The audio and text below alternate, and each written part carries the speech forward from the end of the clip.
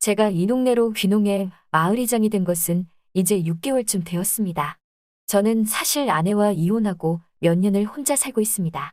딸 하나 있는 것은 서울에서 혼자 자취하고 나 혼자서 고향 마을에 내려와 있었습니다. 근데 이게 무슨 얄궂은 운명입니까? 얼마 전 우리 동네에 남편을 교통사고로 사별한 50대 과부가 이사를 온 것입니다. 딸린 식구 하나 없이 저처럼 혼자 살고 있더란 말입니다. 작은 시골 마을에 50대 과부와 50대 호랍이라. 금방이라도 무슨 일이 일어날 것만 같은 예감을 풍기지 않습니까? 마침 그녀가 전원주택 부지를 매입해 건물을 지은 뒤 마을 상수도를 연결하려고 했는데 동네 주민 몇몇 분들의 반대로 건물을 다 짓고도 준공검사를 받지 못하고 있어 마을 이장인 저한테 상수도 문제로 몇 번이나 찾아와 부탁을 하길래 제가 두 팔을 걷어 붙이고 나서서 그 문제를 해결하게 된 거였죠. 그 일을 계기로 그녀가 고맙다고 저녁 식사를 대접하고 싶다며 집으로 날 초대했어요. 그녀를 만난다고 생각하니까 왠지 모르게 가슴이 설레었다. 딩동 딩동. 이상하네? 분명히 저녁 6시에 온다고 했는데 어딜 갔나? 나는 다시 한번 벨을 누르려고 손이 가는데 철커덕 하는 소리와 함께 문이 열리면서 그녀가 나왔다. 어서 오세요. 저녁 준비가 조금 덜 되었는데 잠시만 소파에 앉아 기다려 주실래요? 네, 전상관 말고 천천히 하셔도 돼요. 갑자기 내 심장이 쿵쾅거리면서 호흡이 멎어버리는 것 같더니 거실에서 TV를 보고는 있었지만 나도 모르게 자꾸만 마음은 주방 쪽으로 가고 있었다. 잠시 후 아줌마가 커피 한 잔을 타오더니 이장님이 6시에 올 줄 알았거든요. 30분이나 일찍 오실 줄은 몰랐어요. 그녀의 말을 듣자 순간 아차 싶었다. 내가 들뜬 기분에 약속 시간보다 30분이나 일찍 온 줄은 나조차도 몰랐기 때문이다. 커피 한 잔 하면서 기다리고 계셔요. 제가 이장님을 위해 특별히 맛있는 거 많이 해드릴게요. 호호호. 너무 일찍 와서 미안하다고 일어서려고 했더니 왜 그러세요? 일찍 와서 저는 좋은데요. 제가 이장님을 얼마나 보고 싶어 했는데 하긴 그 말은 사실일 수도 있다. 나 역시 아줌마가 보고 싶었으니까. 그녀는 생글생글 웃으며 이장님 중재가 없었더라면 마을 주민들과 감정 싸움하다 재판까지 갈 뻔했잖아요.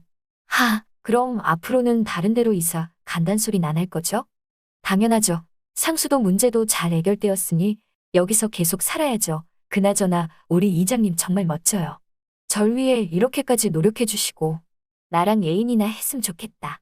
호호호. 정말요? 저 그럼 여기 살면서 아주머니 애인이나 해드릴까요? 아줌마는 내 말이 떨어지자 쑥스러운 듯 갑자기 뒤 돌아 주방으로 가버렸다. 고추장 불고기와 된장찌개로 저녁 식사를 맛있게 하고 그녀가 담근 술을 꺼내면서 한잔하는 건 어떻겠냐고 묻길래 좋다고 했죠. 그녀는 술이 독해서 금방 취할 것 같다더니 무려 넉 잔을 마시더군요. 술 기운이 돈 그녀가 나에게 이런 말을 했어요. 혼자 사시면 너무 외로우실 텐데 재혼을 하시지 그러세요? 나는 그 말에 딱히 할 말이 없어. 하하 라고 웃음으로 답을 했지요. 그랬더니 그녀가 안쓰럽다는 표정으로 나를 쳐다보면서 그 웃음이 더 슬프게 들려요. 저랑 처지가 같은지 뭔가 알 것도 같아요. 라고 하면서 눈시울을 적시는 겁니다. 그 상황이 좀 난감하대요. 저는 휴지를 뽑아 눈물을 닦아주면서 이쁜 얼굴에 눈물 보이면 안 되죠? 손으로 볼에 흐르는 눈물을 닦아주었습니다. 눈물이 그렁그렁한 눈으로 저를 빤히 쳐다보더군요. 그 순간 그녀가 제 품에 안겨왔습니다. 저는 그대로 그녀의 등을 토닥토닥 두들겨주면서 산다는 게 다 똑같죠. 라고 어색한 분위기를 냈어 외면하려 했죠. 안녕하세요. 56살이고 전남의 한 시골 마을의 이장입니다. 5년 전 아내와 이혼을 하고 이곳으로 귀농을 했습니다. 회사에서 일하고 있었는데 친구놈 하나가 다급하게 전화가 오더라고요. 아내가 낯선 사내와 다정하게 텔로 들어가는 걸 목격했다고. 이게 무슨 일인지 싶어서 친구 녀석 있는 곳으로 달려갔더니 아침 출근할 때까지만 해도 오늘 일찍 들어와요. 저녁에 당신 좋아하는 아구찜 해놓을게요. 하고 웃으며 배웅하던 아내였는데 채팅 어플로 만난 사내들과 바람을 피우고 있었던 거였습니다. 결국 6개월간 극심한 불면증에 시달리다 서울 생활을 정리하고 고향으로 내려왔지요. 한마디로 시골에서 혼자 사는 돌싱남입니다. 귀농하기 전엔 두렵기도 했는데 막상 내려와 보니 좋더라고요. 더 이상 경쟁하지 않아도 되고 농사 지으면서 동네 사람들과도 어울리다 보니 삶의 의욕도 조금씩 생겨나고 얼마 전부터는 마을이장까지 맡게 되었지요. 고향 땅에 아버지가 물려주신 4,000평 규모의 밭이 있었는데 처음에는 멋모르고 배추 농사며 고추, 오이까지 이것저것 다 해보고 심지어 정부에서 농기계 구입자금 지원을 받아 각종 농기계를 사들였는데 초보 농사꾼에겐 사치 그 자체였죠. 결국엔 2년에 걸친 시행착오 끝에 제초 작업이 쉽고 손을 많이 타지 않아도 된다는 동네 어르신의 권유로 도라지 농사를 짓게 되었습니다. 그런데 어느 날 동네의 50대 후반의 아주머니 한 분이 이사를 오게 되었다며 이장이랍시고 저한테 인사를 온 겁니다. 주말 농장으로 사용하는 게 아니라 완전 귀농을 하고 싶다며 앞으로 잘 부탁한다면서요. 그러면서 혹시 300여 평 정도 텃밭으로 사용할 땅을 빌릴 수 없냐고 하길래 제 도라지밭 한 켠을 빌려주게 되었죠.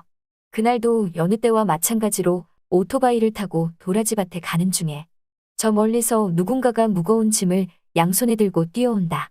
잠깐만요. 이장님 잠깐만요. 그녀는 전원주택단지에 이사온 혼자 사는 그 과부였다. 그녀는 헐레벌떡 숨을 쉬며 양손에 짐을 들고 내 쪽으로 걸어오더니 자기도 밭에 가는 길이었는데 오토바이 뒤에 태워달란다. 괜찮으시겠냐고? 남들이 보면 오해할 수도 있는데. 그랬더니 거친 숨을 몰아쉬며 그녀는 내게 그런 건 상관없다며 고마워요 하하 그러면서 올라탔다. 아저씨 매번 너무 죄송해요. 그리고 고맙고요. 괜찮아요. 이 정도는 이웃끼리 돕고 살아야죠. 하고 그녀를 바라보았다. 그녀가 오토바이 뒤에 타고 있으니 나도 모르게 감정이 생기기 시작했다. 시골 내려와서 전기 오토바이를 하나 구입해 밭을 나갈 때마다 타고 다녔는데 뒤에 여자를 태우는 건 처음 있는 일인지라 너무 설레었다. 나는 할 말을 찾다가 근데 혼자 되신 지는 얼마나 됐어요? 네, 3년 정도 됐어요. 아이고, 낯선 곳에서 혼자 지내시려면 힘드실 텐데. 어려운 결정을 하셨네요. 요즘 지내긴 어떠세요? 네, 아직까지는 크게 불편한 건 없는 것 같아요. 그녀는 작은 목소리로 대답을 했고 그런데 재혼하실 생각은 안 해보셨어요? 이런 촌구석에 살면 사람 만나기도 힘들잖아요. 글쎄요, 거기까진 미처 생각을 못했네요. 호호호. 어느새 오토바이는 밭에 도착을 했고 나는 그녀에게 먼저 조심해서 내리라고 했다. 밭일 먼저 끝나는 사람이 기다렸다가 갈 때도 같이 가는 건 어떠세요? 아이, 저야 너무 좋죠. 이걸 미안해서 어쩌나. 그렇게 미안하시면 커피 한 잔 주세요. 일 마치고 그녀를 오토바이에 태우고 집까지 바래다 주었다. 그녀는 현관을 열고 거실에 불을 켰다.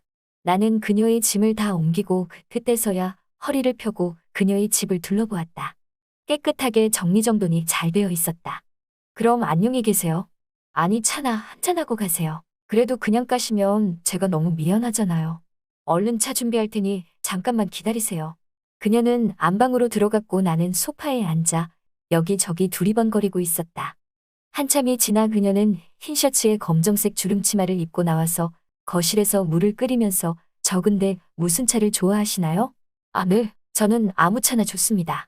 그녀는 물을 렌지에 올려놓고 밭에서 가져온 상추를 다듬기 시작했다. 나는 언뜻 보다가 그녀 곁으로 다가가서 비켜보세요. 제가 다듬어 드릴게요. 아이, 괜찮은데. 나는 쌀포대에 들어있는 상추를 마저 꺼집어내려고 허리를 숙여 양손으로 쌀포대를 잡는 순간 곁에 있던 그녀에게 팔꿈치 부분이 닿았다. 그녀는 움찔하며 뒤로 물러났다. 나는 용기를 내어 저 뜨거운 차보다는 목이 타서 그러는데 혹시 캔맥주 같은 거 없나요? 그래요? 잠깐만요. 그녀는 주방에 가서 냉장고를 열고 캔맥주와 땅콩을 가져왔다. 오토바이 태워드리고 짐 몇 개 들어드렸다고 제가 너무 무례한 거 아닌가 모르겠습니다. 아니에요. 저 때문에 고생하셨는데. 그리고 밭도 공짜로 빌려주셨잖아요. 그렇게 마주 하나 캔맥주를 훌쩍이는 그녀의 모습. 나는 그녀를 떠보기로 했다. 에고, 아직 한창인데 이런 산골에서 청산과부가 웬 말이요? 하하. 청산과부라니요. 그냥 과부면 몰라도. 호호호.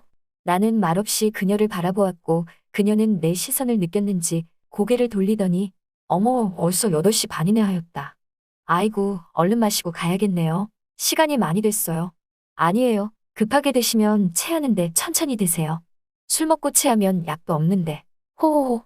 아주머니, 우리 이러지 말고 진짜로 연애 한번 해볼래요.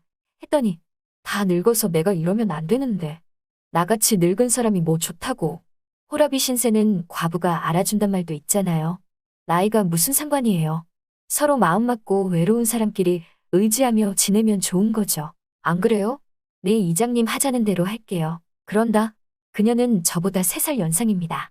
저보다 더 성숙한 여자친구는 생각이 깊고 어쩔 땐 차가울 만큼 이성적이어서 가벼운 말은 절대 안 하는 진중한 사람입니다. 그런 그녀가 사귀기로 한 지 2달 만에 자기 집으로 들어와 살림을 차리는 게 어떻겠냐는 겁니다. 시골 동네이다 보니 혹여나 소문이라도 돌까봐 야심한 시간에 주로 그녀 집에서만 데이트를 하는 게 불만이었나 봐요. 앞으로 살 날이 얼마 남지 않은 우리에게 하루하루가 소중한 때에 살림 차리고 사는 것도 나쁘지 않을 것 같은데 이 나이에 재혼이 아닌 동거하는 것이 과연 괜찮을까요?